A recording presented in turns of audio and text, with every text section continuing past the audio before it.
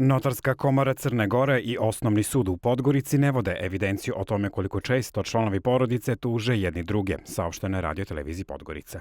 Praksa pokazuje da se bližnji uglavnom udalje ili zavade kada se dijeli nasljedstvo.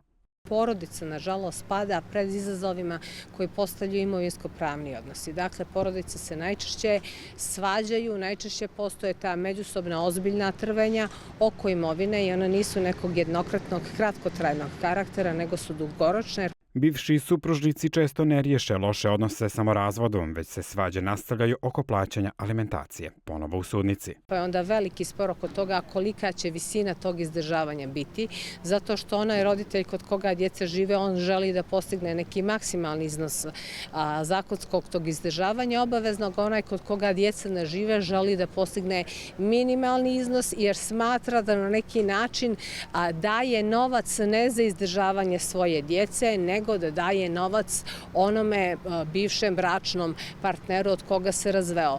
Veća informisanost o pravima uz slabljenje porodičnih veza dovode do toga da građani pravdu potraže na sudu, upozoravaju stručnjaci iz oblasti psihoterapije.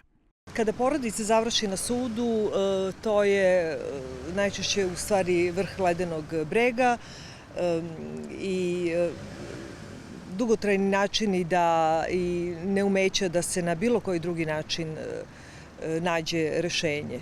Često to prati i karakteriše duge godine ćutanja, tišine, osjećaja nepoverenja i osjećaja nepravde. Građanima je i odlazak kod bračnog savjetnika ili porodičnog psihoterapeuta povod za nastavak svađe, dodaje Stanišić.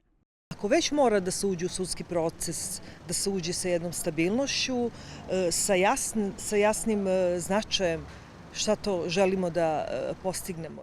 Tužbe unutar porodice trajno narušavaju porodičnu dinamiku, naglašavaju sagovornice Radio televizije Podgorica.